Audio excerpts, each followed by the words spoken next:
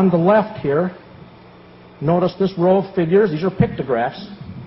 Now look on the right and notice those pictographs. How much similarity do you see? It's pretty obvious, isn't it? Now, here's the kick. Everything to my left, this right here, that's from Minoan Crete, 1750 BC. It's in their museum. If you ever get there, you can see it on the main island. You can't miss it. If you do, you'll fall in the water. Over here, this is Aztec, 800 AD. Now, these are some of the things that we run into. They're mysteries. We have no idea what has transpired to have these things match so well. We don't have a clue. But these things happen. And this is what makes us diffusionists, is we believe that prior to Columbus, there was contact with the continents. And basically, we simply say Columbus was last.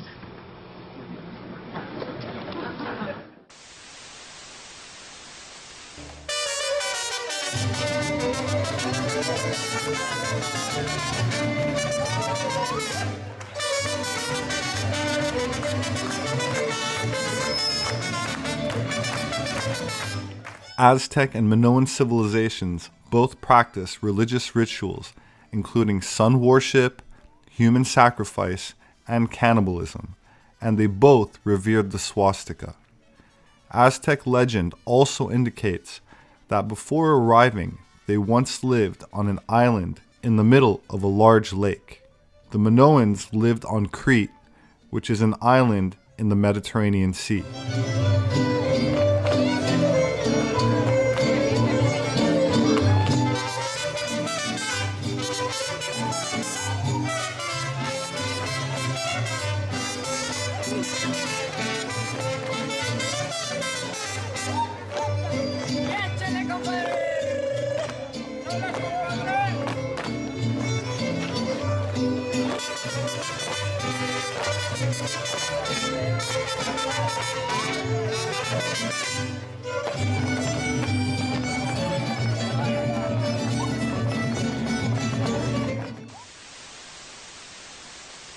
Aztec legends relate that they first emerged from a supernatural place called the Seven Caves. From there they journeyed to Aztlan, an island city in the middle of a lake.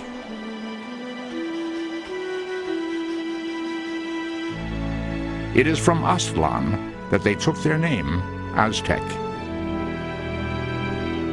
From Aztlan in the year 1116, they began an epic 200-year odyssey.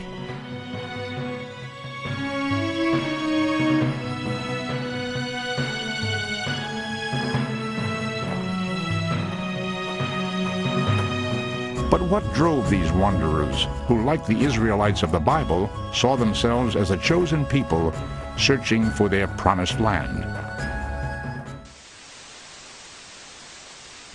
Of course, there is a discrepancy in the dates of several thousand years, as the Minoan civilization ended 3,600 years ago, but there are other islands which the descendants of the Minoans had colonies on, some of whom were later known as the Phoenicians. The Mediterranean Sea, 5th century BC, a great commercial network created by the Phoenicians. In hundreds of archaeological sites scattered around the Mediterranean, objects are often found that are completely extraneous to local civilizations and cultures. An Egyptian amulet in Greece, a Greek vase in Africa, a huge multitude of goods moving from one country to another and another had to be transported and traded in some sort of systematic way. And it is the Phoenicians, with their tall headdresses, their formidable ships, their skills in trading, and their courage on the high seas, who made a name for themselves in this pursuit. The Phoenicians originally came from what is modern-day Lebanon. They were organized into city-states, the most important of which was Tyre, whose magnificent Roman ruins are still standing. The easiest way for Phoenicians to increase their prosperity was by contact with other peoples, and the quickest route to new lands and cultures was the Mediterranean. They soon became outstanding sailors and astute traders, indeed the very best. And they started sailing and trading as far back as the 2nd millennium BC. To support their trade, they set up ports and founded colonies, built warehouses, and created a network of routes that touched on neighboring countries such as Egypt, Greece, the Magna Graecia, and Carthage in North Africa. Then they went on to reach Sardinia, the Mediterranean and Atlantic coasts of Spain, and farther south, along the coast as far as Senegal, and north to England and Ireland. A network of this size with hundreds of colonies and thousands of ships had to be well coordinated. For years, scholars speculated as to how the Phoenicians were able to communicate with each other in those remote times, to organize warehouses and trade in such a variety of goods. It was the discovery of this sarcophagus of the Phoenician king Ahiram, which dates back to the 13th century BC, that enabled archaeologists to understand the reasons for such great organizational skills. Engraved on the sarcophagus is the most ancient example of writing in alphabet form. It is composed of letters and not hieroglyphics. The Phoenicians were the first to invent an alphabet, a factor that proved indispensable in establishing their great trading network. The commanders of the Phoenician fleets had to have many skills. They not only needed expert knowledge of the sea and foreign lands, but they had to know the art of trading as well, what to buy, what to sell. One precious cargo of theirs was the mythical cedar of Lebanon, an excellent timber for building sturdy cargo vessels and warships. The timber could be bought in Baalbek, situated in the mountains that formed a backdrop to the Phoenician cities in Lebanon. In the Hellenistic period, the city of Baalbek was known as Heliopolis, City of the Sun. By studying the meaning of these swastikas and other evidence, such as the different colors of columns at this site, archaeologists discovered that the enormous temple that dominated the city was dedicated to the sun god, after which the city was named. In 60 AD, the Cella of the sun god was the most important construction in the entire sacred area, with 54 columns over 60 feet high, more than 6 feet in diameter. Having loaded the trunks of cedar wood onto carts, the traders would return to the coast where their ships awaited them. In the Bible, Ezekiel mentions that the Phoenician city of Byblus, which also lies in Lebanon, was the biggest naval shipyard in ancient times. Crossing the seas was not an easy matter, even with a good ship. This was one of the reasons why help from the gods was sought throughout the Mediterranean. In Byblus and other Phoenician cities, the remains of numerous Phoenician cargo ships have been found. The typical ship was 65 feet long and over 16 feet wide, large enough to carry a great deal of the precious cedar, as well as luxurious fabrics dyed with a reddish-purple pigment known as murex. The Phoenicians took their name from these fabrics. Phoenix, Phoenician, comes from the Greek word phoin, or red. Statues like this ephebe in bronze, or the famous youth of Mothia, were found during excavations in the ancient Phoenician colony of Mothia in Sicily.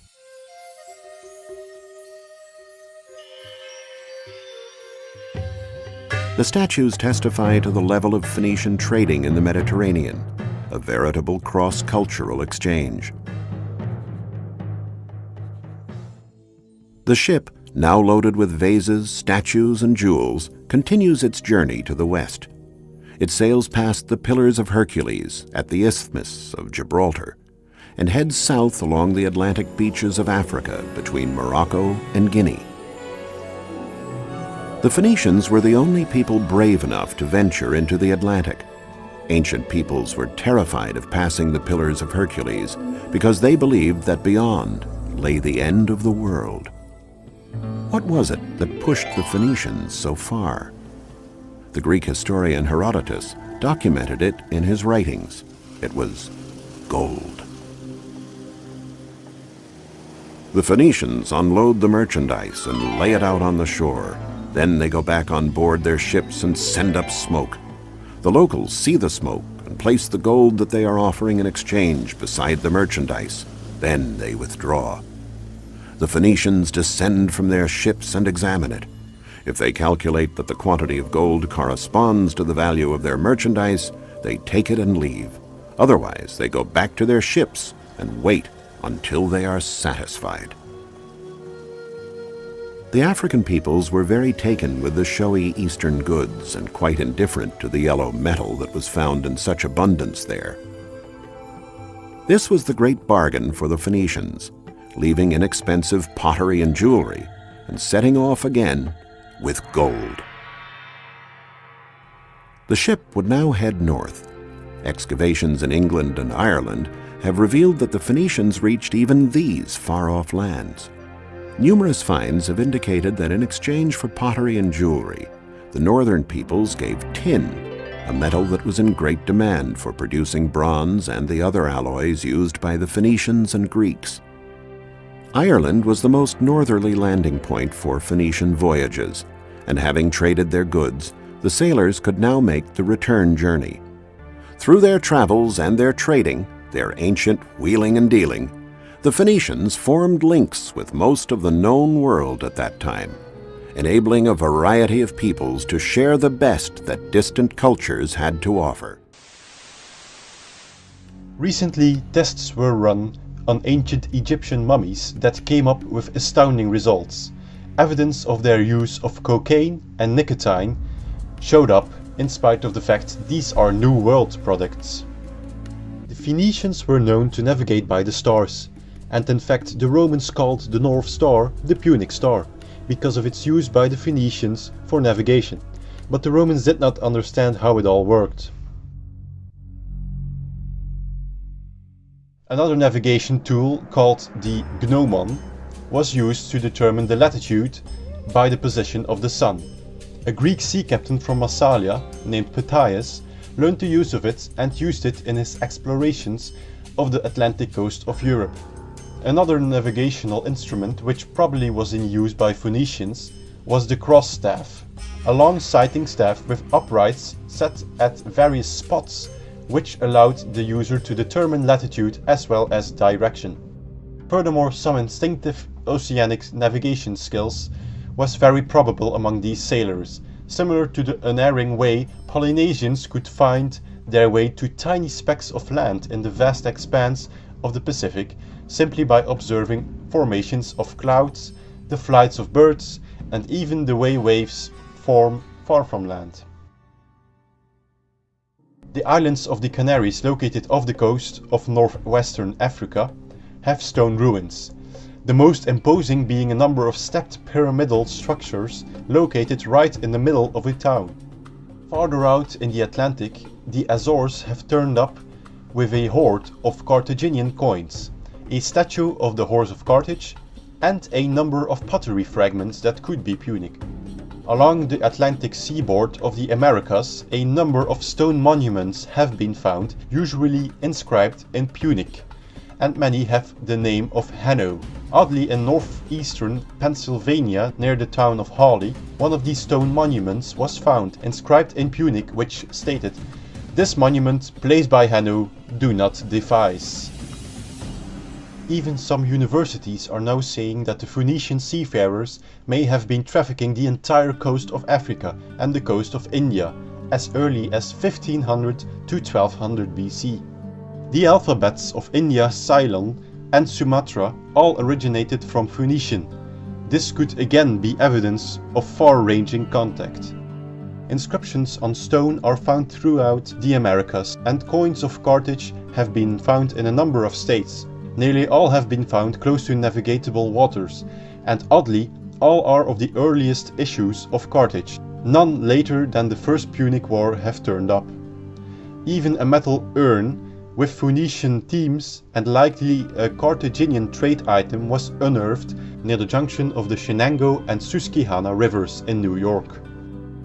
When divers went to investigate the odd stone formation of Bimini Island near Florida, they found a shipwreck that dated to the 1800s, While searching, they found that it lay atop an older shipwreck, one that is positively Phoenician and dates to approximately 1000 BC.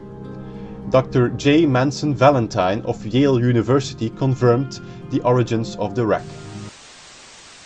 While there is ample evidence for pre-Columbian transatlantic travel by the Phoenicians, it should also be noted that there were several unique languages spoken in the Aztec capital when the Spanish arrived, and they did not use a Phoenician alphabet.